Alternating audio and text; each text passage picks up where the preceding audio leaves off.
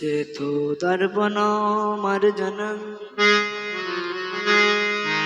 भवमहादवग्नि निर्वापनं श्रेयो कौरवचन्द्रिका वितरणं विद्यावधू जीवन आनंद बोधिवर्धनं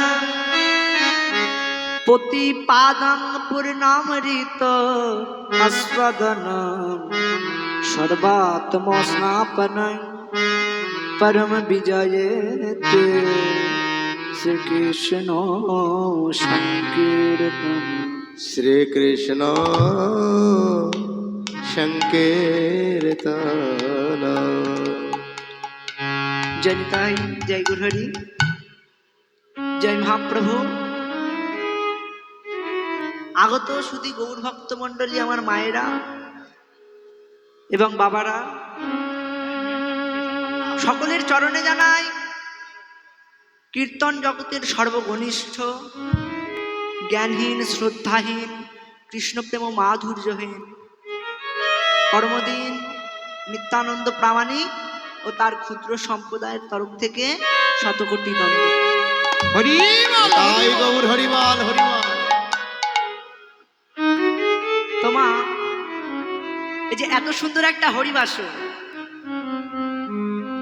এই এত সুন্দর হরিবাসরে আমি আসতে পেরে নিজেকে খুব আনন্দ বোধ করছি। তো গান করার কথা ছিল হচ্ছে আমার বাবা, যে পেছনে বসে রয়েছে হারমোনিয়াম বাজাচ্ছে। ছোটবেলার কাছ থেকে বাবার কাছে গান শিখেছি, তো গান করার কথা ছিল বাবার, কিন্তু কমিটির কাকু জেঠু সকলের অনুরোধে এই আসরে আমি আপনাদের একটু কীর্তন শোনাব। তো আমি ছোট শিশু, আমার জ্ঞান নাই, বুদ্ধি নাই, শ্রদ্ধা নাই, ভক্তি নাই, শাস্ত্র কথার কিছু জানা নাই,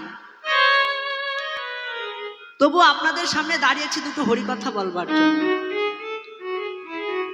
তো আপনারা কৃপা করে আমায় চরণ ধুলি দেবেন, যাতে আমি আজকে ভগবানের রূপ বর্ণন নীলাখানি গাইতে পারি। তাই গৌর হরিমাল হরিমাল হরিমাল। তো এই মহতী হরিবাসর অনুষ্ঠানে আজ আমার দায়িত্ব হয়েছে যে ভগবান শ্রীকৃষ্ণের রূপ বর্ণন নীলাখানি গাইবার। তো ভগবান সেই গৌরহরির রূপখানি আমাকে বর্ণন করতে হবে।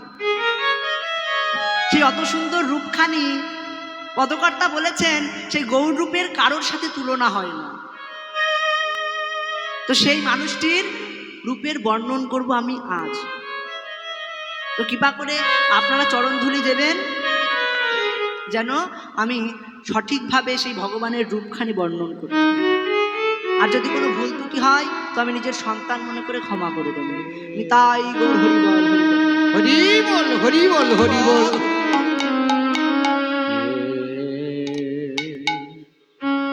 তো গৌরচন্দ্রিকার প্রারম্ভে আমরা একখানি সংস্কৃত শ্লোক আস্বাদন করেছি। তো এই সংস্কৃত শ্লোকটি আমাদের মধ্যে বলে গেছেন আমাদেরই কলির ভগবান গৌর হরি। তিনি কিন্তু কোনো গ্রন্থে এই শ্লোকটি লেখেননি, শুধুমাত্র বলে গেছেন। কলিজীবের মঙ্গলার্থে গৌরহরি আমাদের মাঝে এই শ্লোকটি বলে দিয়ে গেছেন। আজ থেকে 538 বছর আগে নবদ্বীপ ছিল সারা বাংলার শিক্ষার প্রাণ কেন্দ্র।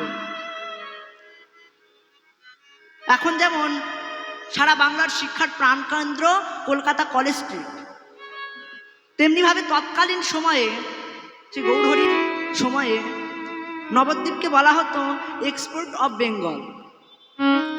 সারা বাংলার শিক্ষার প্রাণ কেন্দ্র ছিল সেই শ্রীধাম নবদ্বীপ। আর সেই নবদ্বীপের মাটিতে, সেই নবদ্বীপের সর্বশ্রেষ্ঠ পণ্ডিত ছিলেন আমার নিমাই পণ্ডিত। তো অত বড় একজন পণ্ডিত হয়ে তিনি কি পারতেন না আমাদের জন্য কয়েকটি গ্রন্থ রচনা করে যেতে? পারতেন না মা? অবশ্যই পারতেন। সে বৃন্দাবনের নবদ্বীপের অত বড় পণ্ডিত আমার গৌরহরি, তিনি যদি চাইতেন তাহলে অবশ্যই আমাদের জন্য মোটা মোটা অনেকগুলি গ্রন্থ রচনা করে যেতে পারতেন, কিন্তু তিনি তা করেননি। কেন করেনি? না, গৌরহরি জানতো যে কলিযুগের মানুষের ধৈর্য শক্তি এতটাই নিচে নেমে যাবে যে বড় বড় বই পুস্তক পড়বার মতো সময় আর তাদের হাতে থাকবে না। হরি বল। তারা শুধুমাত্র বাজার থেকে বড় বড় বই পুস্তক কিনে আনবে, কিনে এনে শোকেসে সাজিয়ে রাখবে, পড়ার মতো তাদের হাতে কোনো সময় থাকবে না। ওমা, দেখবেন আগেকার দিনে দেখা যেত বাড়িতে যেসব আমাদের বয়োজ্যেষ্ঠ দাদু ঠাকুর দ্বারা থাকতো, তারা কি করতো না, সন্ধেবেলায় ঠাকুর মন্দিরে সন্ধে বাতিটা দেখিয়ে শ্রীমদ্ ভাগবত গীতা কিংবা ভাগবত নিয়ে সেখানে পাঠ করত। কিন্তু এখনকার দিনে আর সেসব দেখা যায় না। এখন কি দেখা যায় না, সন্ধ্যা হলেই কোনো মতে একটুখানি ঠাকুর মন্দিরে প্রদীপটা জ্বালিয়ে এসে অমনি টিভি ছেড়ে দিয়েছে। কোথায় কোন সিরিয়াল হচ্ছে সেই সিরিয়ালে মনোযোগ।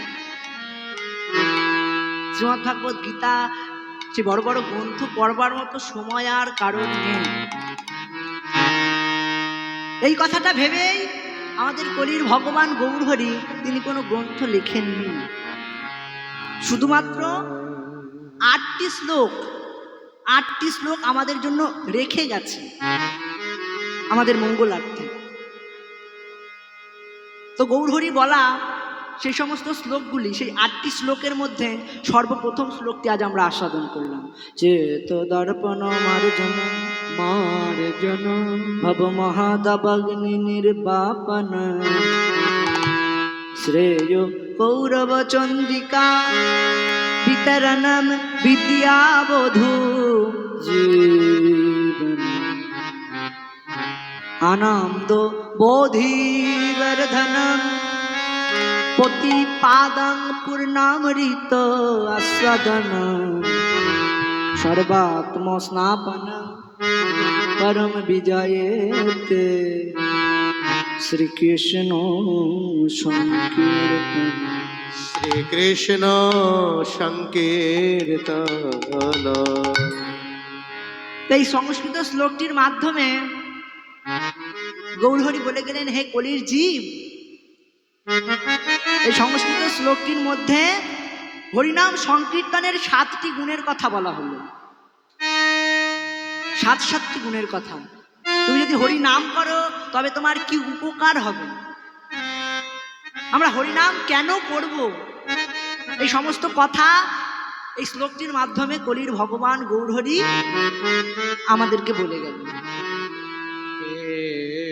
তো সর্বপ্রথমে তিনি বললেন চেত দর্পণ মার্জনম। চেত কথার অর্থ হচ্ছে মন, দর্পণ কথার অর্থ আয়না, যে আয়না দিয়ে আমরা দেখি, আর মার্জন মানে ঘষে মেজে পরিষ্কার করা। তো বললো চেত দর্পণ মার্জনম। ওমা, দেখুন, ভগবানকে দেখবার জন্য একটি নয়নের প্রয়োজন। এই যে ভগবান আমাদের এই দুটো চোখ দিয়েছে, এই দুটো চোখ দিয়ে পৃথিবীর সমস্ত বস্তুকে দেখা যায়, কিন্তু কি জানেন, এই দুটো চোখ দিয়ে ভগবানকে দেখা যায় না।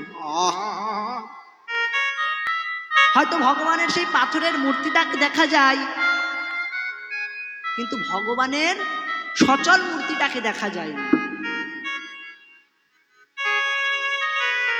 সে ভগবানের সেই সচল মূর্তিখানি দেখতে হলে একটি বিশেষ নয়নের প্রয়োজন। ভেবে দেখুন, সেই দিনের কথা, দাপর যুগের কথা, সেই কুরুক্ষেত্রের ময়দানের কথা। কুরুক্ষেত্রের ময়দানে 18 দিন ধরে যে যুদ্ধ চলেছিল, সেই দিনের কথা একটু ভেবে দেখুন। তো একদিন কি হয়েছে না, ভগবান শ্রীকৃষ্ণ অর্জুনের রথখানি চালিয়ে পাণ্ডব শিবির থেকে কুরুক্ষেত্রের ময়দানে নিয়ে গেল। ভগবান তো অর্জুনের রথের সারথি ছিলেন। তো দেখুন মা, যে ভগবান যে অর্জুনের রথের সারথি ছিল শুধু তাই নয়, একবার ভালো করে ভেবে দেখুন, ভগবান সকলের রথের সারথি। এই যে আমাদের এই দেহ রথখানি না, এই দেহ রথখানি পরিচালনা করছে কে? না, ভগবান। শুধু শ্রীমদ্ ভাগবত গীতায় অর্জুনের রথের সারথি ছিল তাই নয়, ভগবান আমাদের সকলের রথের সারথি। সামনে বসে ঘোড়ার লাগামখানি ধরে রেখেছে, যেদিকে নিয়ে যায় আমরা সেই দিকেই যাই। তো সেদিন কি হয়েছে না, ভগবান শ্রীকৃষ্ণ প্রিয় সখা অর্জুনের রথখানি চালিয়ে পাণ্ডব শিবির থেকে কুরুক্ষেত্রের ময়দানে নিয়ে গেছে। কুরুক্ষেত্রের ময়দানে গিয়ে অর্জুন কি করেছে না, তার ধনুর্বাণখানি ফেলে দিয়েছে। ধনুর্বাণখানি তার রথের উপরে ফেলে দিয়েছে। ভগবান শ্রীকৃষ্ণ বলছে, অর্জুন এ কি, তুমি ধনুকটা ফেলে দিলে কেন? তুমি যুদ্ধ করতে এসেছো, আর যুদ্ধ করতে এসে তুমি ধনুকই ফেলে দিলে, তবে তুমি কি দিয়ে যুদ্ধ করবে? অর্জুন বলল, সখা বন্ধু, আমি এ যুদ্ধ চাই না। অমনি ভগবান শ্রীকৃষ্ণ বলছে, বলো কি অর্জুন, তুমি যুদ্ধ করতে এসেছো আর এমন সময় বলছো যুদ্ধ চাই না? এটা তোমার কেমন কথা হলো? তুমি কি শুনতে পাওনি কিছুক্ষণ আগে পিতামহ ভীষ্ম যুদ্ধের প্রথম শঙ্খনাদখানি করে দিয়েছে, আর একবার শঙ্খনাদ করলেই যুদ্ধ আরম্ভ হবে, আর এমন সময় তুমি বলছো যুদ্ধ করবে না? অর্জুন বলছে, সখা তোমায় একটা কথা বলবো, তুমি এই মুহূর্তে একটা কাজ করো না, এই রথখানিকে চালিয়ে কুরুক্ষেত্রের একদম মাঝ পজিশনে নিয়ে চলো। ভগবান শ্রীকৃষ্ণ বলছে, বলো কি অর্জুন, প্রথম শঙ্খনাদ হয়ে গেছে আর এমন সময় বলছো রথখানিকে মাঝখানে নিয়ে যাব? কেন তুমি এ কথা বললে? আমি তো কিছু বুঝতে পারলাম না, একটু ভালো করে বুঝিয়ে বলবে। তখন অর্জুন বলছে, সখা তুমি একবার রথখানিকে নিয়ে চলোই না, তারপর আমি তোমাকে সব খুলে বলবো। ভগবান বলছে, আচ্ছা, আমি যখন তোমার রথের সারথি, মালিক যা বলবে সারথির সেটা করা ধর্ম। আমি যেহেতু তোমার রথের সারথি হয়েছি, তো ঠিক আছে, রথখানি চালিয়ে আমি কুরুক্ষেত্রের ময়দানের মাঝখানে নিয়ে এলাম। তখন অর্জুন বলছে, সখা কেন আমি যুদ্ধ করব না বলেছি জানো? একটু ভালো করে চেয়ে দেখো, ওই যে ওই মানুষগুলো দাঁড়িয়ে রয়েছে না, যারা আমার সাথে যুদ্ধ করতে এসেছে, তাদের মধ্যে একজন দেখো শ্বেত বসন পরিধান করে দাঁড়িয়ে রয়েছে। ওই শ্বেত বসন পরিধান করা মানুষটি কে জানো? সে আমার দাদু। সকলে তাকে ভীষ্মদেব বলে, কিন্তু সকলে ভীষ্মদেব বললে হবে কি, সে তো আমার দাদু। ছোটবেলায় যখন এদিকে ওদিকে খেলা করে দাদুর কোলে গিয়ে উঠেছি, দাদুর বুকখানি জড়িয়ে ধরেছি, কাদা নোংরা মাখা গা, সেই কাদা নোংরাই আমার দাদুর শ্বেত বসনখানি নোংরা হয়ে গেছে, ময়লা হয়ে গেছে। কিন্তু সখা দাদু কখনো আমাকে তার কোল থেকে নামিয়ে দেয়নি, সবসময় আমাকে ভালোবেসে গেছে, আদর করে গেছে। যেই মানুষটা আমার জন্য সব করলো, আমাকে এত ভালোবাসলো, আজ কিনা আমি সেই মানুষটার উপরেই ধনুক ধরেছি।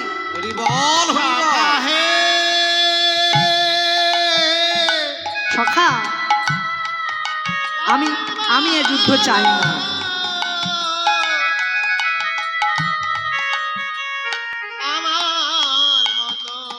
অর্জুন তখন বলছে, বন্ধু আমি এ যুদ্ধ চাই না।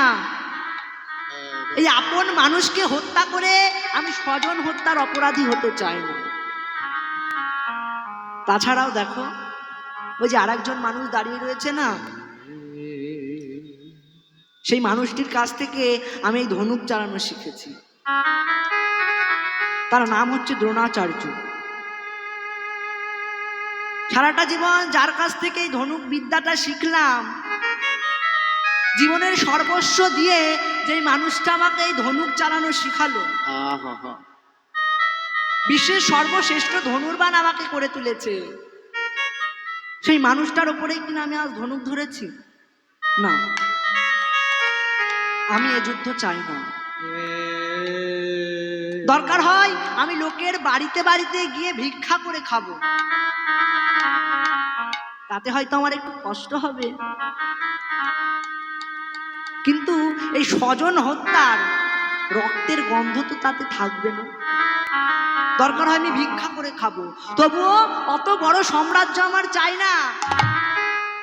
এই আপন মানুষদের হত্যা করে ওই এক টুকরো ভূমি আমার চাই না। আমি এই যুদ্ধ চাই না। শান্তি চাই, আমি যুদ্ধ চাই না। শান্তি চাই। যখন এই কথা অর্জুন বলেছে, তখন ভগবান শ্রীকৃষ্ণ বলছে, অর্জুন তুমি যে কথা বলছো যুদ্ধ চাই না, তুমি কাদের মারতে এসেছো? এই যে যাদের তুমি বললে না, কেউ তোমার কাকা, কেউ তোমার ভাই, কেউ তোমার দাদা, কেউ তোমার জ্যাঠা, কেউ তোমার বন্ধু, এদের তুমি হত্যা করতে এসেছো, তা কিন্তু নয়। এদেরকে আমি আগেই মেরে রেখেছি। আমি হচ্ছে সর্বকারণের কারণম, কাকে মারবো আর কাকে বাঁচিয়ে রাখবো। এই কুরুক্ষেত্রের ময়দানে কে বাঁচবে এবং কে মরে যাবে সেটা নির্ধারণ করার দায়িত্ব পড়েছে আমার উপর। তো কে মরবে কে বাঁচবে সেটা আমি ঠিক করব। তুমি ক্ষত্রিয়, ক্ষত্রিয় ধর্ম হচ্ছে যুদ্ধ করা। তুমি ধনুক ধরো, তুমি যুদ্ধ করো। কে মরবে আর কে বাঁচবে সে চিন্তা তোমায় করতে হবে না, সে চিন্তা আমি করব। সেদিন কুরুক্ষেত্রের ময়দানে দাঁড়িয়ে ভগবান শ্রীকৃষ্ণ অর্জুনকে বলেছিল, হে সখা, শোনো সখা, বাসংসী জর্ণানি যথা বিহাই তথা নভানি গ্রাহান্তি নরহ পরাণী তথা শরীরানি বিহাই জীর্ণা নুন্নানি সংজাতি নবানি দেহি। অর্থাৎ এই যে মানব শরীরটা পেয়েছো না, এই শরীরটা তোমার একদিন নোংরা হয়ে যাবে, ময়লায় পরিপূর্ণ হয়ে যাবে। শোনো সখা, মনে করো তুমি বাজার থেকে একটি নতুন পোশাক কিনে এনেছো। সেই পোশাকটা কিনে এনে কিছুদিন তুমি পরিধান করলে, কিন্তু কতদিন? সেই নতুন পোশাকটা একদিন ময়লা হয়ে যাবে, ছিঁড়ে যাবে। সেদিন তুমি কি করবে না, সেই ময়লা পোশাকটা ফেলে দিয়ে বাজার থেকে আর একটা নতুন পোশাক কিনে এনে পরিধান করবে। তো এমনি ভাবে এই শরীরটাও একদিন তোমার নোংরা হয়ে যাবে, ময়লা হয়ে যাবে, ছিঁড়ে যাবে। সেদিন কি হবে না, এই পুরনো শরীরটাকে ছেড়ে দিয়ে তোমার আত্মা আরেকটি নতুন দেহ ধারণ করবে। হরি বল, হরি বল। তুমি বাঁচা মরার চিন্তা করছো, সে চিন্তা তোমায় করতে হবে না। কে মরবে এবং কে বাঁচবে আমি ঠিক করব, তুমি যুদ্ধ করো। তো সেদিন কুরুক্ষেত্রের ময়দানে অর্জুন বলেছিল, হে সখা, তুমি তো সর্বকারণের কারণম, তাহলে তোমার কাছে আমার একটা মিনতি রয়েছে। কি মিনতি না, তুমি তোমার ওই বিশ্বরূপখানি আমায় দেখাও। তখন ভগবান হেসে বলছে, অর্জুন বিশ্বরূপ তো তোমায় দেখাবো, কিন্তু তুমি জানো আমি এই মুহূর্তে যদি বিশ্বরূপখানি ধারণও করি তবু তুমি দেখতে পাবে না। কেন পাবে না? না, তোমাকে আমি যে দুটো চোখ দিয়েছি, সেই দুটো চোখ দিয়ে পৃথিবীর সমস্ত কিছু দেখা যায়, কিন্তু আমাকে দেখা যায় না। আমার সেই আসল রূপখানিকে দেখা যায় না। আমার সেই রূপখানিকে দেখতে হলে দিব্য নয়নের প্রয়োজন হয়। সেই দিব্য নয়নটি থাকে কোথায় না কপালের একদম ঠিক মাঝখানে। দেখবেন বিভিন্ন চিত্রপটে শিব ঠাকুরের মা দুর্গার দেখা যায়। তো ভগবান শ্রীকৃষ্ণ বলছে তুমি দেখতে পাবে না, আমার রূপখানিকে দেখতে হলে দিব্য নয়নের প্রয়োজন। তখন ভগবান বলল ঠিক আছে, তুমি যখন আমার প্রাণের সখা, প্রাণের বন্ধু, যাও তোমায় আমি দিব্য নয়নখানি দিলাম, এই নাও দেখো তুমি আমার সেই বিশ্বরূপ। তো সেদিন কুরুক্ষেত্রের ময়দানে অর্জুন দেখতে পেয়েছিল ভগবানের সেই রূপখানি। কিন্তু আমরা তো অর্জুনের মতো ভগবানের কাছের মানুষ হতে পারলাম না। হরি বল হরি বল। অর্জুন যেভাবে ভগবানকে বিশ্বাস করেছে, ভগবানকে ভালোবেসেছে, আমরা তো ভগবানকে সেইভাবে ভালোবাসতে পারিনি। তাই ভগবানের কাছের মানুষও আমরা হতে পারলাম না। তবে আমরা কিভাবে সেই ভগবানের রূপখানি দেখব? ভগবানকে কিভাবে পাওয়া যায় না, ভগবানকে পেতে হলে ভগবানের কাছের মানুষ হতে হয়। শুধু একবার বৃন্দাবনে আর একবার নবদ্বীপে গেলেই ভগবানকে পাওয়া যায় না। মন প্রাণ দিয়ে ভগবানকে ডাকতে হয়, তবে একদিন ভগবানের দেখা মেলে। ওই যে কবিগুরু রবীন্দ্রনাথ ঠাকুর বলেছেন না, আহা তোমার সঙ্গে, তোমার সঙ্গে আমার খেলাটা কেমন জানো প্রভু, প্রাণে খেলা। কিসের খেলা না, প্রাণের খেলা। আহা তোমার সঙ্গে প্রাণে খেলা।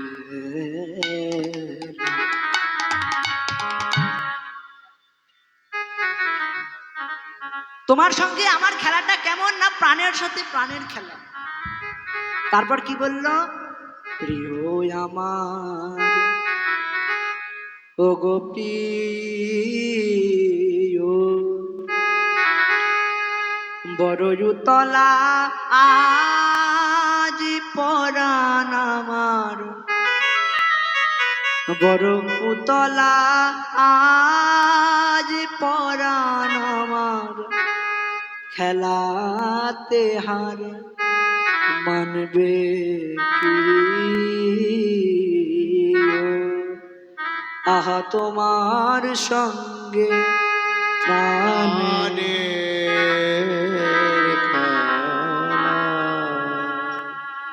তারপর কি বলল, হে প্রভু কেবল তুমি কি গয়ে মেনি ভাবে, শুধু রাঙিয়ে মোরে পালিয়ে যাবে। কেবল তুমি কি গয়ে মেনি ভাবে, রাঙিয়ে মোরে প্রভু পালিয়ে যাবে। একবার প্রভু একবার সাধ করে নাত ধরা দিয়ে, একবার সাধ করে নাত ধরা দিয়ে, আমার রং বক্ষে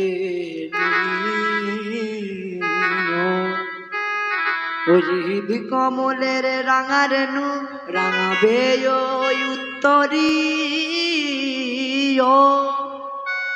আহা তোমার সঙ্গে প্রাণে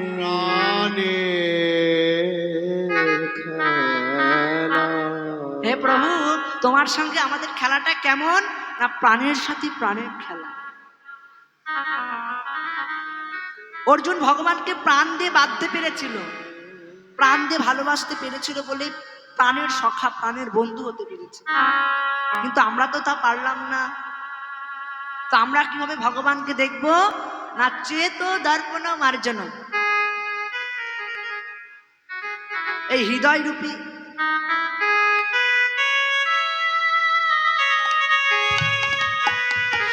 আহে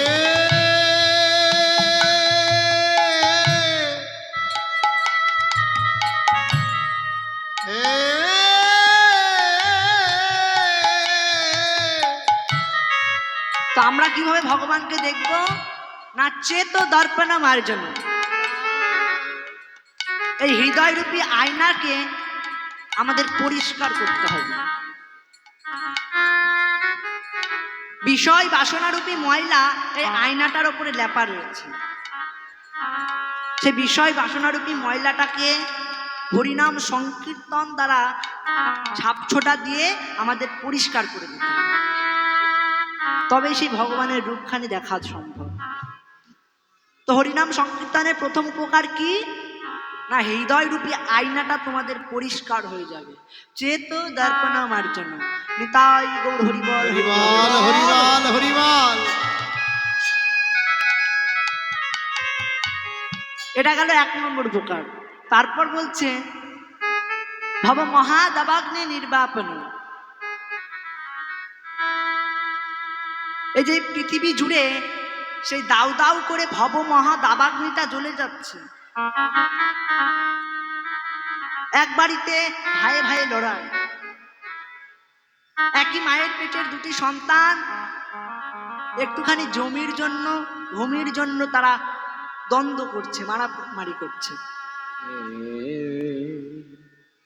দেশে দেশে লড়াই, রাজ্যে রাজ্যে লড়াই, গ্রামে গ্রামে লড়াই। এই যে সারা পৃথিবীটা জুড়ে এই ভবমহা দাবাগ্নিটা জ্বলে যাচ্ছে। এই ভবমহা দাবাগ্নি শুধুমাত্র নিভে যেতে পারে এই হরিনাম সংকীর্তনের দ্বারা। নিতাই গৌর হরিবল হরিবল। মহাদাবাগ্নি নির্বাপন। এটা গেল সংকীর্তনের 2 নম্বর উপকার। 3 নম্বরে কি বলা হলো? না শ্রেয় কৌরব চন্দ্রিকা বিতরণ। শ্রেয় কথার অর্থ হচ্ছে কল্যাণ, চন্দ্রিকা কথার অর্থ হচ্ছে চাঁদের আলো, আর কৌরব কথার অর্থ হচ্ছে শালুক ফুল। গৌরহরি বললেন যে দেখবেন যে পুকুরে শালুক ফুল ফুটে থাকে, সেই শালুক ফুল কি হয় না দিনের বেলায় মুদিত হয়ে থাকে। এটা হচ্ছে শালুক ফুলের বিশেষত্ব। সেটা দিনের বেলায় মুদিত হয়ে থাকে, কিন্তু যখন সূর্য অস্তাচলে চলে যায়, অর্থাৎ চন্দ্রের উদয় হয় গগনে, সেই সময় কি হয় না সেই শালুক ফুল আপনা আপনি প্রস্ফুটিত হয়ে জগৎকে শোভা দেয়। হরিবল হরিবল। তেমনি ভাবে মহাপ্রভু বললেন হরিনাম সংকীর্তন রূপী চাঁদের আলো কোন ভক্তের হৃদয় আকাশে সেই কল্যাণ রূপী শালুক ফুলের ওপর যদি একবার এসে পড়ে, তবে সেই শালুক ফুল আপনা আপনি প্রস্ফুটিত হয়ে জগৎকে শোভা দেয়। নিতাই গৌর হরিবল হরিবল হরিবল। এটা গেল হরিনাম সংকীর্তনের 3 নম্বর উপকার। তারপর 4 নম্বরে কি বলা হলো না বিদ্যা বধূ জীবনম। বিদ্যা বধূ জীবনম অর্থাৎ মহাপ্রভু আমার এই আধ্যাত্মিক বিদ্যাটাকে স্ত্রী জাতির সাথে তুলনা করেছে। কেন না দেখবেন স্ত্রী জাতি তারা কি করে না যার তার কাছে মুখ দেখায় না, আবার যার তার কাছে ধরাও দেয় না। মহাপ্রভু বললেন এই আধ্যাত্মিক বিদ্যাটাও এমন, যার তার কাছে মুখও দেয় না, দেখায় না, যার তার কাছে ধরাও দেয় না, তার কাছেই ধরা দেয়, তার কাছেই মুখ দেখায় যেজন নিজেকে একদম হরিনাম সংকীর্তনে ডুবিয়ে রাখতে পেরেছে। নিতাই গৌর হরি হরি গৌর হরি। এটা গেল হরিনাম সংকীর্তনের 4 নম্বর উপকার। আবার 5 নম্বরে কি বলা হলো আনন্দ বোধি বর্ধনম। এই হরিনাম সংকীর্তন যেই মানুষ একবার প্রাণ মন দিয়ে বসতে পেরেছে, সেই মানুষের মনে আর কোনো দুঃখ থাকে না, বিষয় বাসনা সংসারের চিন্তা থাকে না। এই হরিনাম সংকীর্তনের মাঝে সে শুধু আনন্দ খুঁজে পায়। হরিনাম সংকীর্তনে সে হয়তো কাঁদছে, কিন্তু সেই কাদার মধ্যেও তার মনে আনন্দ রয়েছে। তো এই আনন্দ উপভোগ করতে হলে শুধু ভগবানকে ডাকলেই হবে না, চোখের জল নয়নের জল দিয়ে ভগবানকে ডাকতে হবে, ভক্তি ভাবে ভগবানকে ডাকতে হবে, ভগবানের প্রতি বিশ্বাস রাখতে হবে। বিশ্বাস হারিয়ে ফেললে কখনো ভগবানকে পাওয়া যায় না। ওই যে বলা হলো না যে বিশ্বাসে মিলায় বস্তু আর তর্কে বহুদূর। ভগবানকে পাওয়া যায় বিশ্বাসের দ্বারা, তর্ক দ্বারা কখনো ভগবানকে পাওয়া যায় না। বিশ্বাস করেছিল কে? এই বিশ্বাসের দ্বারা ভগবানকে পাওয়া যায়। কতটা বিশ্বাস থাকলে ভগবানকে পাওয়া যায় তার প্রমাণ আমরা পেয়েছি মহাভারতের একটা অধ্যায়। একদিন কি হয়েছে, নকুল সহদেব দুর্যোধন ভীম অর্জুন নকুল সহদেব যুধিষ্ঠির এই পঞ্চ পাণ্ডব তারা খেতে বসেছে, আর মা কুন্তী তাদেরকে খাবার পরিবেশন করছে। অর্জুনকে খাবার দেবার পর যখন ভীমের কাছে খাবার দিতে গেছে, ভীম তখন কি করেছে না মা কুন্তীর হাতখানি চেপে ধরেছে। দাঁড়াও, তোমায় আজ আমি একটা কথা বলতে চাই। সত্যি কথা বলতে কি জানো মা, সারাটা জীবন আমি তোমার কাছে খেলাম, কিন্তু তোমার কাছে খেয়ে আমার কোনোদিন পেট ভরল না। হরি বল, হরি বল। তুমি তো জানো যে আমি একটু বেশি খাই, ভীম তো একটু বেশি খাই। 4000 হাতির মতো তার গায়ে শক্তি, তো বেশি না খেলে এত শক্তি পাবে কোথার থেকে? তো ভীম বলছে মাগো, তুমি তো জানো আমি একটু বেশি খাই, কিন্তু সত্যি কথা বলতে তোমার হাতে খেয়ে আমার কোনোদিন পেট ভরল না। আজ তুমি কি করবে জানো? সবার প্রথমে আমায় খেতে দেবে, আমি খেতে থাকবো, খেতে খেতে খেতে খেতে খেতে খেতে যখন আমার পেট ভরে যাবে, তারপর যদি কোনো খাবার বাঁচে তবে আর সব ভাইদের দিও, আর তা না হলে তাদের দিতে হবে। আজ আমি তোমার হাতে একটু পেট ভরে খেতে চাই। তখন মা কুন্তীর বড় রাগ হয়েছে, রেগে গিয়ে ভীমকে বলছে, ভীম এই সারাটা জীবন তুই শুধু খেতেই শিখলি।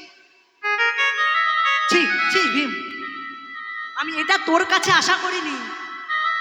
এই যে সারাটা জীবন আমি তোকে মানুষ করলাম, এই পরিণতি তুই আজ বলছিস আগে আমায় খেতে দাও, আর যদি বাঁচে তবে আর সব ভাইদের দিও। তুই কি শুধু আমার ছেলে, আর এইগুলো কি আমার ছেলে না? তুই এত বড় কথা বলতে পারলি?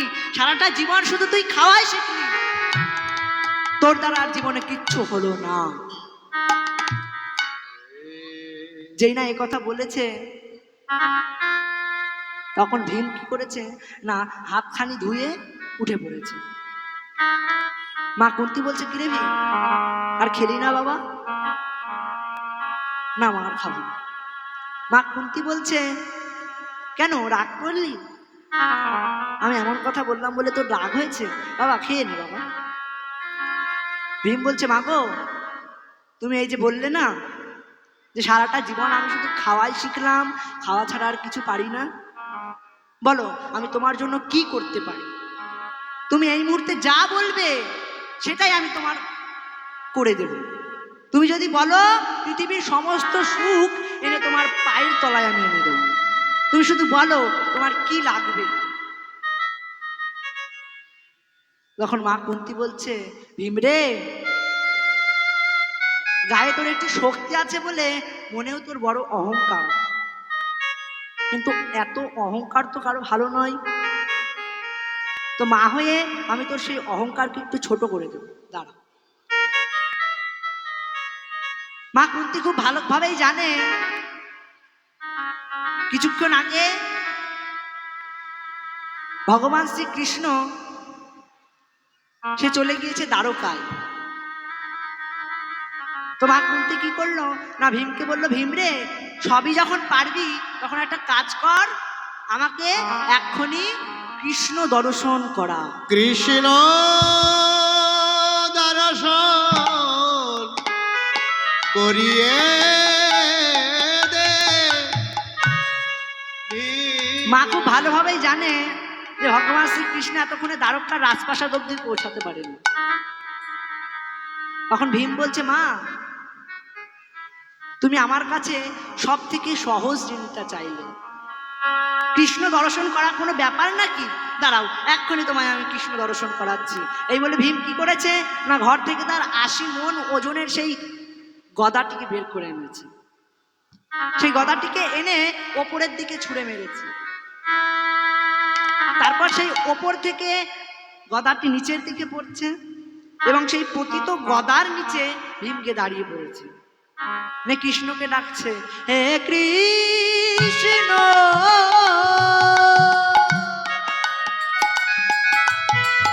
হে সখা, আজ আবার দেখা দাও বন্ধু হে,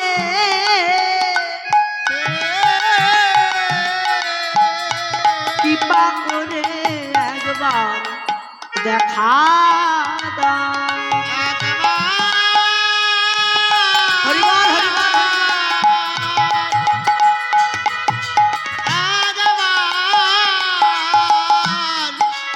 কৃপা করে আমায় দেখা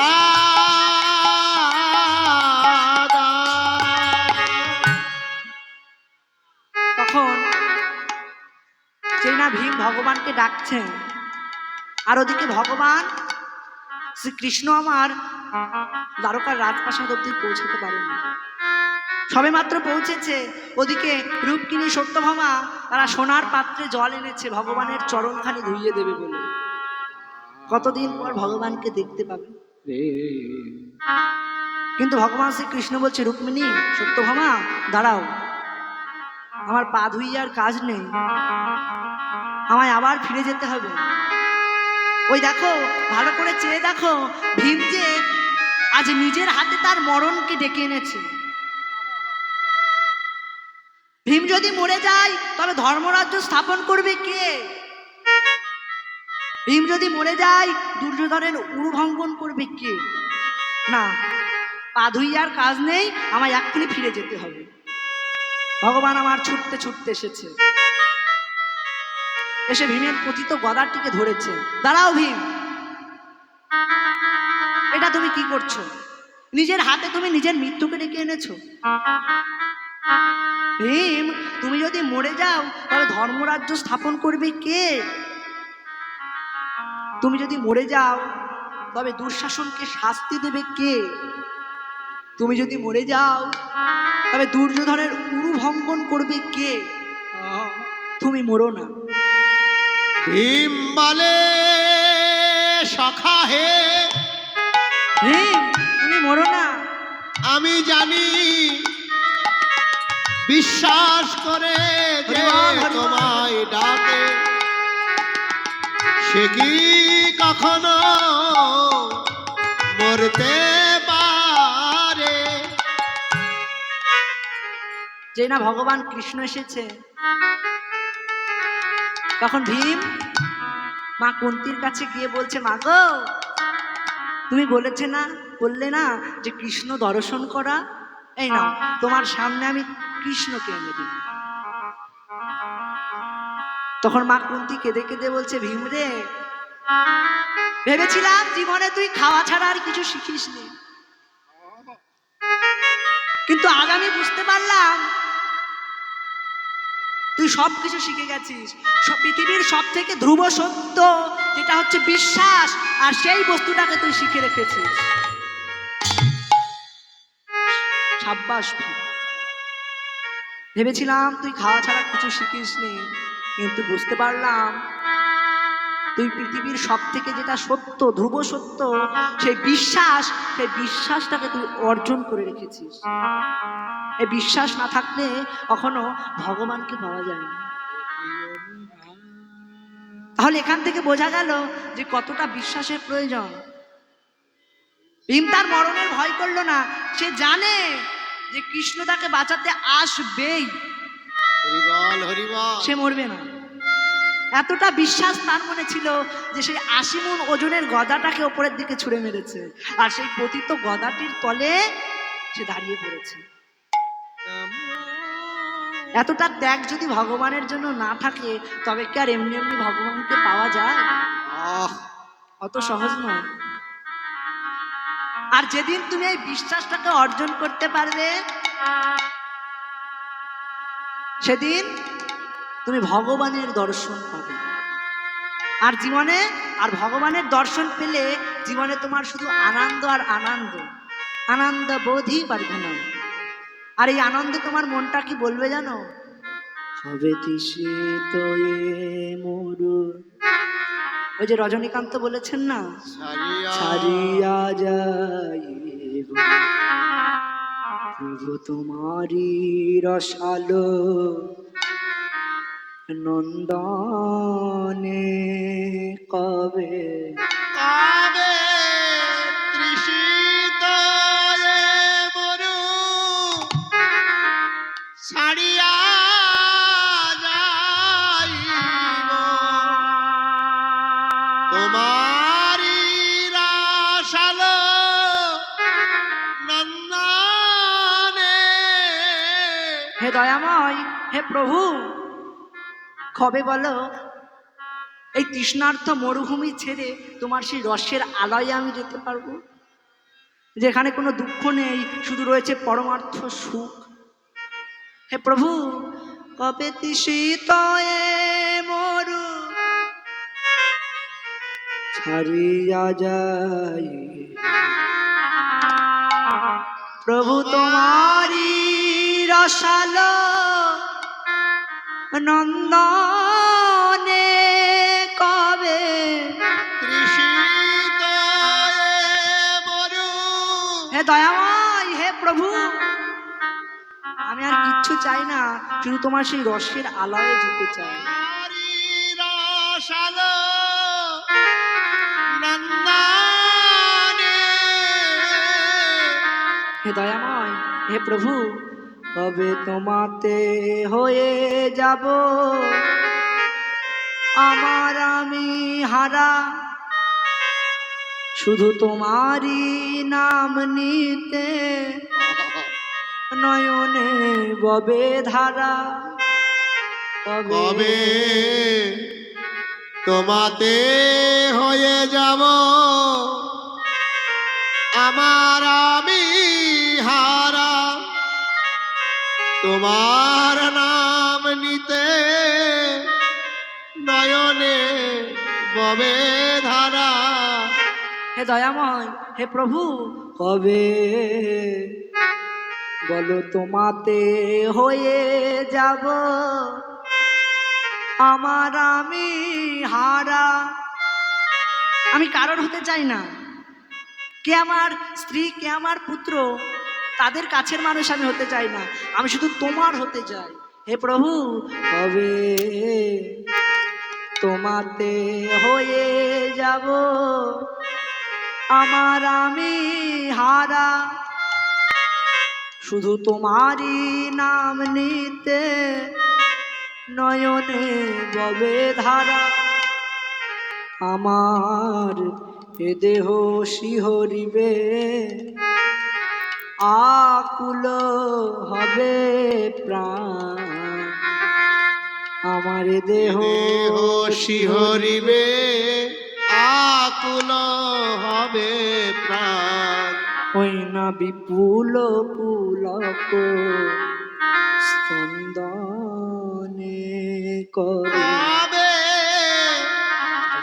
তৃষিত মরু ছাড়িয়া যাইব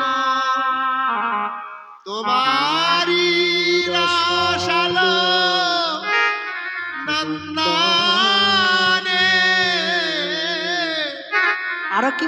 জানেন? হে দয়াময়, হে প্রভু, কবে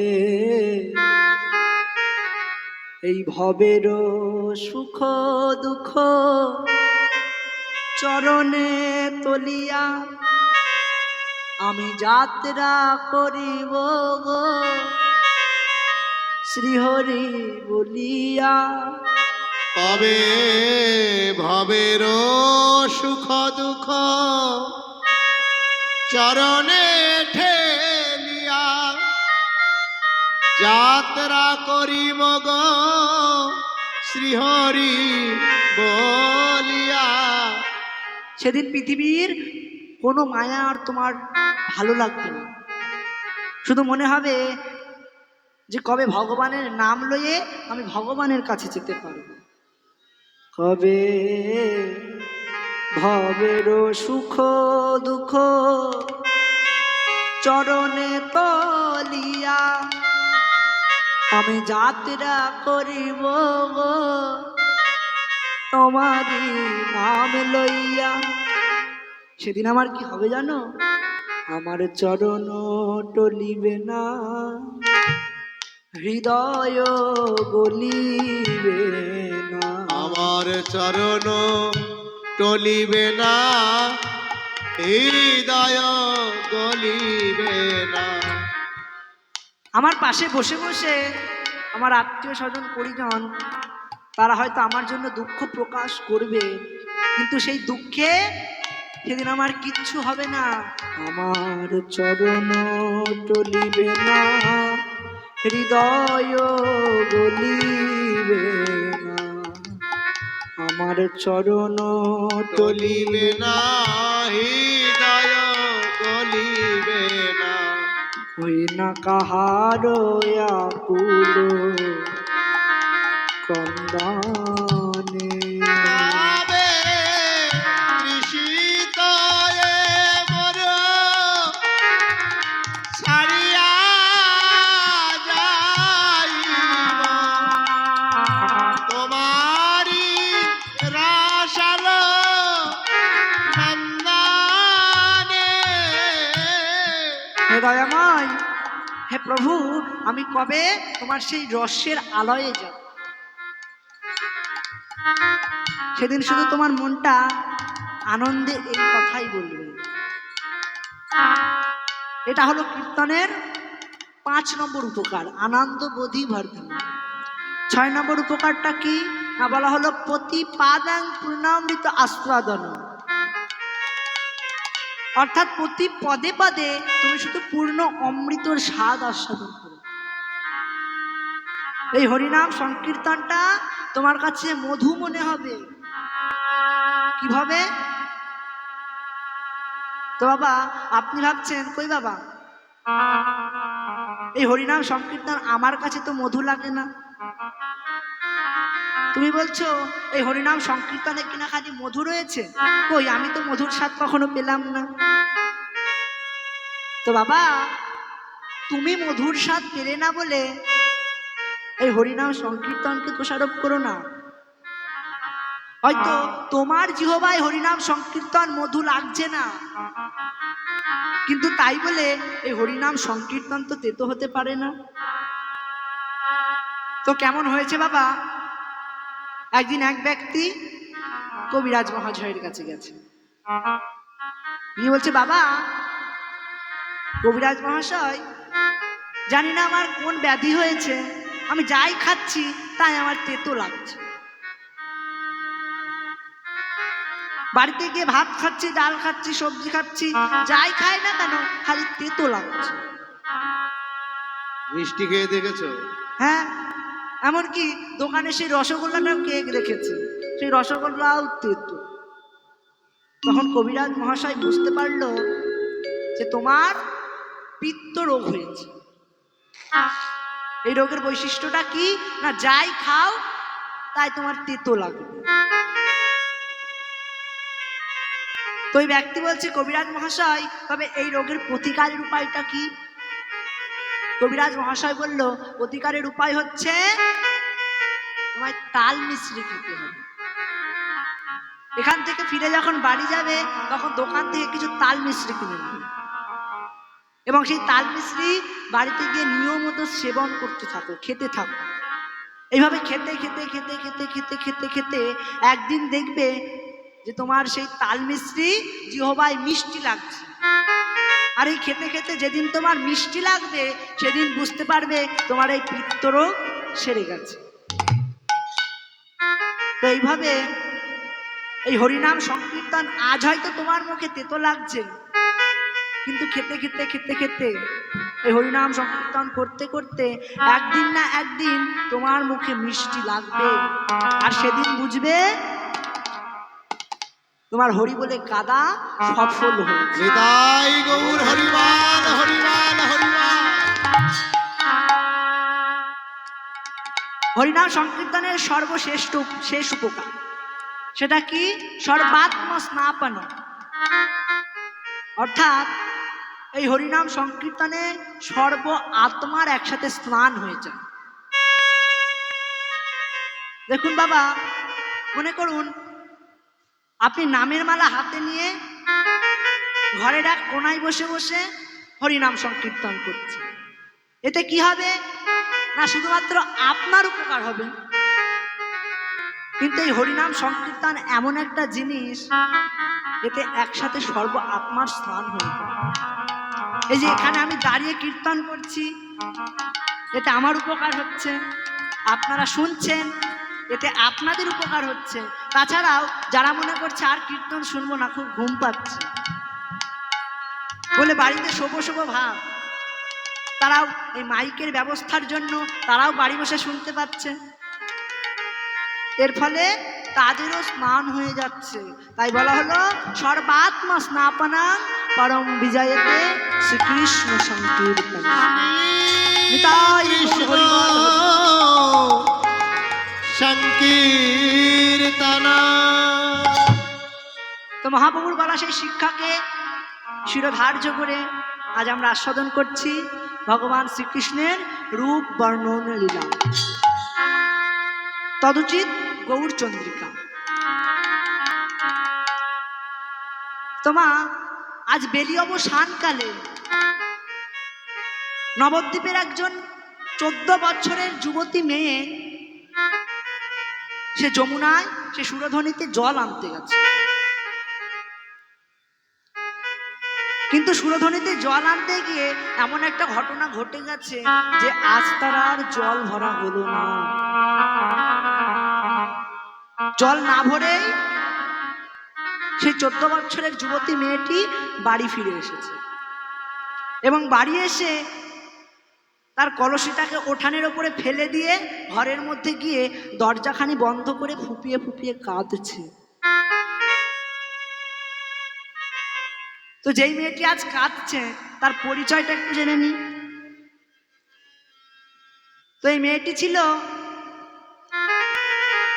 নবদ্বীপে সনাতন মিশ্রের কন্যা, যে ছিল নবদ্বীপের রাজপণ্ডিত। সেই সনাতন মিশ্রের কন্যা ছিল যার নাম বিষ্ণুপ্রিয়া। সেই বিষ্ণুপ্রিয়া আজ সুরধ্বনিতে জল আনতে গেছে, কিন্তু তার আজ জল ভরা হলো না। তো একটা কথা বলে রাখি মা, এই যে বিষ্ণুপ্রিয়া, এই বিষ্ণুপ্রিয়ার নিত্য কাজ, প্রত্যেক দিনের কাজ কি ছিল জানেন মা? খুব সুন্দর একটা কাজ। শুধু শুধু ভগবানকে পাইনি। ভাবছেন যে ভাগ্যর দ্বারা সেই বিষ্ণুপ্রিয়া গৌরহরিকে পেল, তা না। শুধু ভাগ্য থাকলেই ভগবানকে পাওয়া যায় না। এই ভাগ্যটা তৈরি হয় কি দিয়ে? তুমি কি কর্ম করলে সেই কর্ম বুঝে তোমার ভাগ্য তৈরি হবে। ভাগ্য আগে থাকতে নির্ধারণ করা থাকে না। তুমি এই পৃথিবীতে এসে যে কর্ম করবে সেই কর্মের পরিপ্রেক্ষিতে তোমার ভাগ্য নির্ধারণ করা হবে। তবে শুধু ভাগ্য থাকলেই ভগবানকে পাওয়া যায় না। ওই বিষ্ণুপ্রিয়া কি করে ভগবানকে পেয়েছিল না, রোজ সকালবেলায় তার মা ঘর থেকে এক ধামা করে ধান বের করতে আনত এবং ধান বের করে এনে তার ছোট্ট মেয়ে বিষ্ণুপ্রিয়াকে মন্দিরে বসিয়ে দিয়ে বলতো, বিষ্ণুপ্রিয়া এই নে মা, তোকে আমি এক ধামা ধান এনে দিলাম, এই ধানগুলো তুই একটা একটা করে ছাড়াবি আর একটা করে ধান ছাড়াবি, আর একবার করে হরে কৃষ্ণ নাম করবি। হরে কৃষ্ণ কৃষ্ণ কৃষ্ণ হরে হরে, হরে রাম রাম রাম হরে হরে। এভাবে একটা করে ধান ছাড়াবি আর একবার করে ভগবানের নাম করবি। তাহলে কত সুন্দর কাজ। প্রত্যেকদিন সকালবেলা উঠে ধান দিত এবং সেই ধানগুলো ছাড়াতো আর ভগবানের নাম করত। আর সারাটা দিনে যতগুলি চাল ছাড়াতো, ধান থেকে চাউল তৈরি করত, সেই চাউল দিয়েই রাধা গোবিন্দের সেবা দেওয়া হতো। এত সুন্দর কাজ করেছিল বলেই তো ভগবানকে পেয়েছিল, এমনি এমনি তো আর ভগবানকে পাওয়া যায় না। তো সেদিন কি হয়েছে না, ঘরের মধ্যে বসে বসে ফুপিয়ে ফুপিয়ে কাঁদছে সে বিষ্ণুপ্রিয়া।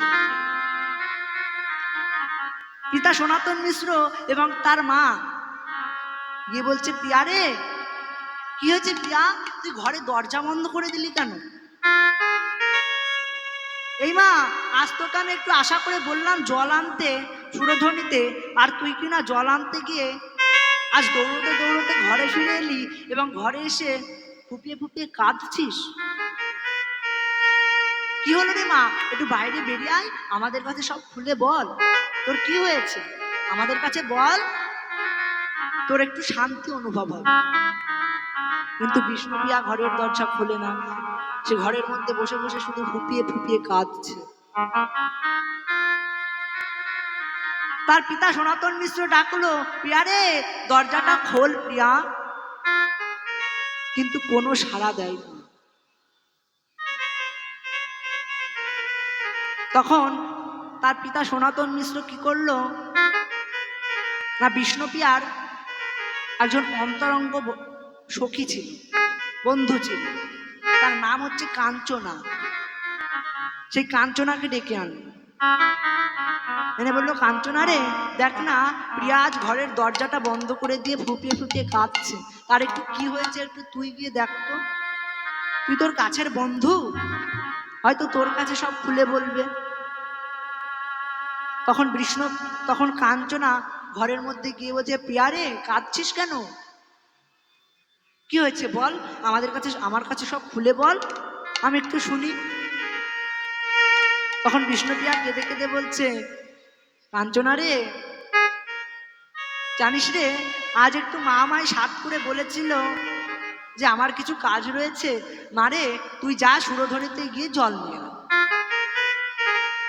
কিন্তু আমি সুরধ্বনিতে জল আনতে গেলাম, জল ভরবো বলে সুরধ্বনিতে নেমেছি, আর এমন সময় দেখতে পেলাম দূরে একটি সোনার পদ্ম, সেই সোনার পদ্ম ফুল সুরধ্বনির মধ্যে দিয়ে ভেসে যাচ্ছে। যেই না সোনার পদ্ম দেখেছি, সেই সোনার পদ্ম দেখে আমার একটু লোভ হলো। সোনা দেখে বল কার না কার লোভ হয় না? যেই সোনা দেখে তারই সোনার ওপরে একটু হলেও লোভ রয়েছে। তা আমি যেই না সোনার পদ্মকে ভেসে যেতে দেখলাম, তখন আমি ঠিক করলাম যে সোনার পদ্মটাকে আমি আগে ধরব। সেই সোনার পদ্মটাকে যদি আমি একবার পাই, তবে তা আমি ধনী হয়ে যাব, বড়লোক হয়ে যাব। কাঞ্চনা রে, এই বলে আমি কি করেছি জানিস, সুরধ্বনির মধ্যে ঝাঁপ দিয়েছি। সেই সোনার পদ্মটাকে ধরবো বলে গিয়েছি, কিন্তু তখন যতই আমি পদ্মটির কাছে যাই, সেই পদ্মটি আমার থেকে আর দূরে সরে যায়। আমি আরো কাছে যাই, কিন্তু আরো দূরে সরে যায়। তখন আমি ঠিক করলাম, আজ আমি যেভাবেই হোক সেই পদ্মটিকে ধরবই। এই মন্তব্য নিয়ে যখন আমি ছুটে চলেছি, যখন আমি ভেসে চলেছি সেই পদ্মটিকে ধরবার জন্য, অবশেষে যখন পদ্মর কাছে গেলাম, তখন কি দেখলাম জানিস কাঞ্চনা, সেটা কোনো পদ্ম নয় রে। আমার পরশ পাবার সাথে সাথে সে যেন একটা যুবক মানুষে পরিণত হলো। কাঞ্চনা রে, তোকে কি বলবো জানিস সখী, সেই মানুষটা এত সুন্দর দেখতে, অত সুন্দর মানুষ আর আমি নবদ্বীপে কখনো দেখিনি। এক মনে তার দিকে আমি তাকিয়ে রয়েছি, এবং এমন সময় আমার মনে পড়লো যে আমি তো সুরধনির জলের মধ্যে রয়েছি। নবদ্বীপের কোনো মানুষ যদি আমায় দেখে নেয় এরূপ অবস্থায় একটা পরপুরুষের সঙ্গে আমি সুরধনির জলে ভেসে রয়েছি, তবে আমার পিতার মান সম্মান যে সব নষ্ট হয়ে যাবে। কাঞ্চনারে, একদিকে আমি ভাবছি কুল এবং জাতির কথা, মানুষে কি বলবে, আবার আরেক দিকে কি হয়েছে না, ওই মানুষটা এত সুন্দর দেখতে, তার দিক থেকে আমি মুখও ফেরাতে পারি। হরি বল, হরি বল। বল সখী, সেই সময় আমি কি করব? এত সুন্দর মানুষ আমি নবদ্বীপে কখনো দেখিনি, আর সেই মানুষটাকে দেখে আমার কি মনে হয়েছে জানিস?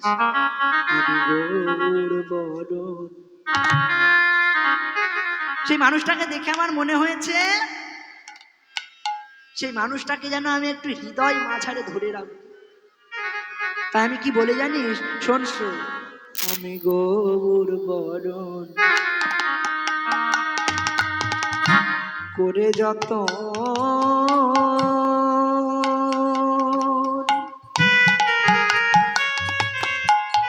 রাখিব হিয়ার মাঝে,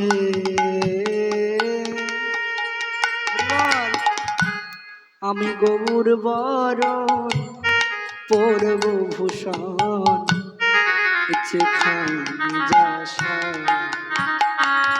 আমি গৌর বর করে যাত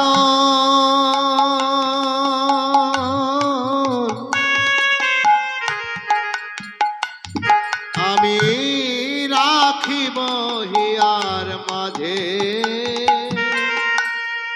গৌর বরণ করব ভূষণ, যেখানে যাস যে।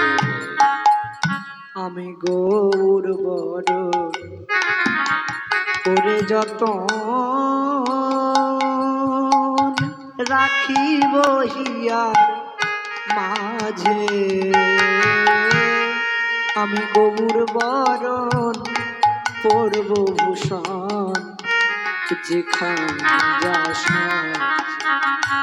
আমি গৌর বরণ সেই মানুষটাকে দেখে আমার মনে হয়েছে করে যাত যেন সেই মানুষটাকে বরণ রাখিব করে হিয়ার আমি আমার ঘরে নিয়ে আসি। মাঝে, আর ওই মানুষটা বরণ যেই ভূষণ পরে রয়েছে, যেই বস্ত্র পরিধান করে রয়েছে, যেখানে যাস সেই ভূষণ ধারণ করে আমি পথে শুধু গৌর বলে কাঁদব। শোন সখী,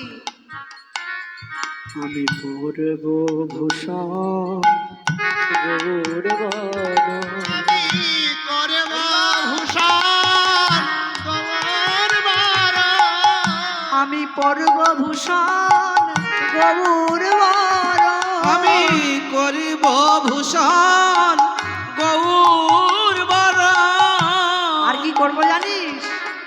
আমি দেশে দেশে বেড়াবো সর্বক্ষণ, আমি পরব ভূষণ গৌর বরণ, আমি দেশে দেশে বেড়াবো সর্বক্ষণ, করব ভূষণ গৌর বরণ। আমি দেশে দেশে বেড়াবো সর্বক্ষণ, আমি গৌর বরণ করিব ভূষণ।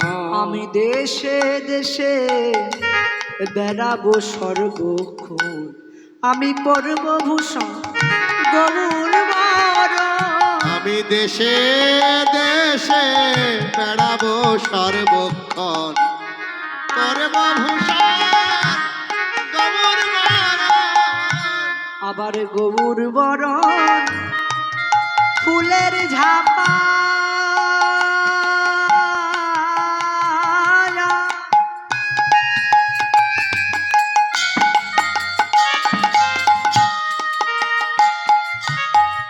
আমি ঝটন বাঁধবো চুলে, আবার গৌর গৌর গৌর বলে আমি পথে যাব চলে। সেই গৌর বরণ ফুলের ঝাপা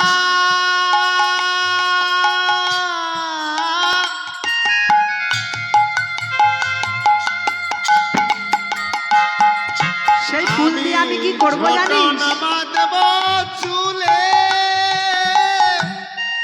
গৌর গৌর গৌর বলে আমি পথে যাব চলে। ওই না গৌর বলে গৌরব করে আমি পথে যাব চলে। সখী গৌর বলে গৌরব করে পথে যাব চলে।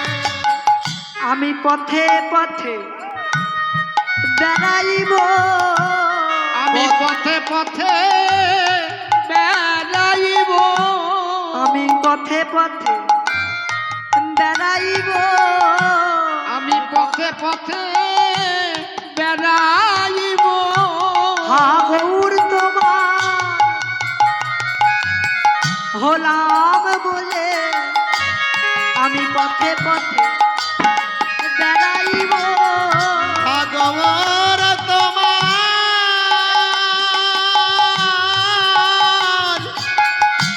হলাম বলে আমি পথে পথে বেড়াইব। হা গৌর তোমার হলাম বলে আমি পথে পথে বেড়াইব। হা গৌর তোমার গোলাপ বলে, হা গৌর প্রাণ গৌর বলে গৌর তাই তোমার হলাম বলে পথে পথে বেড়াইব। গৌর তোমার হলাম বলে পথে পথে বেড়াইব। গৌর তোমার হলাম বলে ফুলের ভয় করব না গো, গৌর তোমার হলাম বলে ফুলের ভয় করব না গো। গৌর তোমার হলাম বলে আমি পথে বেড়াইব। আবার গৌর বরণ গোরচনা আমি গৌর লিখব গাই। আবার গৌর বলে জীবন যৌবন সতীপ গোদার পাই। আমি গৌর বলে জীবন যৌবন সপিব গরার আবার গোবর বরণ গোরাচনা আমি গোবর মাগব গাই। আমি গৌর বলে জীবন যৌবন সপিব গোরার পাই। আমি গৌর বলে জীবন যৌবন সপিব গোরার পাই। আমার কোলে রোমলে পারি আমি ভাসাবো গঙ্গার জলে। আবার লাজের মুখে আগুন দিয়া, লাজের মুখে আগুন দিয়া বেড়াবো গৌর বলে। লাজের মুখে আগুন দিয়া বেড়াবো গৌর বলে। তোমরা বলছ কিছু আমার গোড়া রূপে, আমার সকলই গেল ভেসে। ওই নালোচন বলে কুতূহলে আমি দেখব বসে বসে।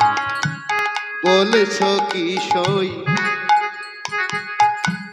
গোরারূপে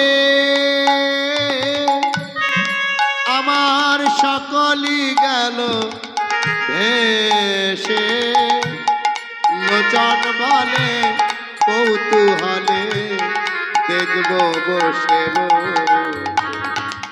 আমার কে পাগল यार কে বায়াছে আমার কে বাগাল আর কে বায়াছে আমার কে পাগল यार কে বায়াছে আর কে পাগল আর কে বায়াছে আমি গৌর ভালো বেসেছি বলে আমার কে পাগল यार কে বায়াছে আমি গৌর ভালো বেসেছি বলে কে পাগল আর কে বায়ালো দেখবো আমার আপন বলতে কারা রইল। আমি একটু গৌর ভালোবেসেছি বলে কারা আমায় ছেড়ে চলে গেল আর কারা আমায় ভালোবাসলো। আমি গৌর ভালো বেসেছি বলে কে বাগাল আর কে বায়াছে আমি গৌর ভালো বেসেছি বলে দেখবো কারা আমায় ভালোবাসে। আমি গৌর ভালো বেসেছি বলে তারা আমায় ভালোবাসে গৌরী ভালো বেসেছি বলে কাজায় আমায় ভালোবাসে আমি গৌর ভালো বেসেছি বলে তারা আমায় ভালোবাসে আমি গৌরী ভালো বেসেছি বলে দেখবো তারা তাই গৌর হরিপাল হরিপাল। ভালোবাসে গৌর ভালো বেসেছি বলে তারা আমায় ভালোবাসে দেখবো তারা আমায় ভালোবাসে তখন লোচন বলে কুতুহলে দেখবো বসে গো মনে লোচন বলে কৌতূহলে দেখবো বসে তখন কাঞ্চনা বলছে সখী রে বিষ্ণুপ্রিয়া, যেই বরণ দেখে তোর এত কিছু মনে হলো, তুই বলছিস যে তুই পথে পথে হরি বলে কাঁদবি, তো সেই মানুষটার রূপটা কেমন আমাদের কাছে একটু বলবি? তখন বিষ্ণুপ্রিয়া বলছে যে কাঞ্চনা রে, সেই রূপ দেখেছে আমার নয়ন এবং বলবে আমার বদন। যে দেখেছে সে বলতে জানে না, আবার যে বলবে সে দেখতে দেখেনি। তবে এই বলার মধ্যে যদি কোনো ভুল ত্রুটি হয় তবে আমায় একটু ক্ষমা করে দিস। সেই বরণটি কেমন জানিস? শোন শোন। আরে দামিনী দাম আর দমন রুচি দর্শনে আর দামিনী দাম দমন রুচি দর্শনে আর দামিনী দাম দমন রুচি দর্শনে আর দামিনী দাম দরমন দর্শন ওই না দূরে গেয় দর পকদাপরে ওই না দূরে গেয় দর পকদা ওরে দূরে গেয় তার পাক দাপরে দূরে গেয় তার পাক দা ওই না দূরে যে গেল রে, দূরে যে গেল রে ওই দূরে যে গেল রে, দূরে যে গেল রে আমার গোরা রূপে নয়ন দিকে দূরে যে গেল রে, আমার গোরা রূপে নয়ন দিয়ে দূরে যে গেল রে গোরা রূপে নয়ন দিয়ে দূরে যে গেল রে আমার গোরা রূপে নয়ন দিয়ে দূরে যে গেল রে ওই না মদন দেবের মনের দর্প দূরে যে গেল রে ওরে মদন দেবের মনের দর্প দূরে যে গেল রে মদন দেবের মনের দর্প ওই গোরা রূপে নয়ন দিয়ে ওই মদন দেবের মনের দর্প রূপে নয়ন দিয়ে মদন দেবের মনের দর্প গোরা রূপে নয়ন দিয়ে মদন দেবের মনের দর্প গোরা রূপে নয়ন দিয়ে মদন দেবের মনের দর্প দূরে যে গেল রে ওই না দূরে গেও দর পকদাপরে আর দূরে দূরে গেও দর পকদা কি বললো না দামিনী দাম দমন রুচি দর্শনে দমন রুচি দর্শনে দূরে গেও দর পকদা দূরে গেও দর পকদা দামিনী দামিনী কথার অর্থ কি মা দামিনী মানে হচ্ছে মেঘ দেখবেন বর্ষাকালে যখন সারাটা আকাশ মেঘে আচ্ছন্ন হয়ে থাকে সারাটা পৃথিবী কালো অন্ধকারে ছেয়ে থাকে সেই মুহূর্তে একটি তির্যক আলোক রশ্মি হঠাৎ করে এই পৃথিবীতে আসে এবং সারা পৃথিবীকে কিছু সময়ের জন্য আলোকিত করে দেয় তার নাম হচ্ছে মেঘ যে দামিনী দামও দাম কথার অর্থ কি মালা বলতে পারেন যে কোনো কিছুকে একসাথে করার অর্থই হচ্ছে দাম তো বলা হলো দামিনী দামও অর্থাৎ বিদ্যুতের মালা দামিনী দামও দমন রুচি দর্শনে দূরে গেয়েও দরপকে দাম দরপক দরপক হচ্ছে মদন দেবের আর এক নাম দূরে গেয়েও মানে দূরে চলে গেল দূরে গেয়েও দরপক ও মদন দেবের দর্প সব দূরে চলে গেল মদন দেব ভাবতেন যে আমার থেকে সুন্দর মানুষ মনে হয় আর কেউ নেই কিন্তু যখন আমার গৌরবরণ দেখলো সেই মদন দেব বুঝতে পারলো যে আমার থেকেও সুন্দর বলে কেউ রয়েছে সে কে না গৌর হরি তাই দূরে গেয়েও দরপকদা তারপর কাঞ্চনা বলছে বুঝলাম তোর গৌরহরি দেখে মনে হলো যেন একটা বিদ্যুতের মালা এবং মদন দেব সেই রূপখানি দেখে তার দর্প সব দূরে চলে গেছে তো আর বল আর কি দেখলি শোন শোন আমার গোরা রূপের যাই বলিহারি আমার গোরা রূপে যায় বলিহারি ওই না হেরি সুধা কর ওই মরছিত চরণ তলে সখী কাঞ্চনার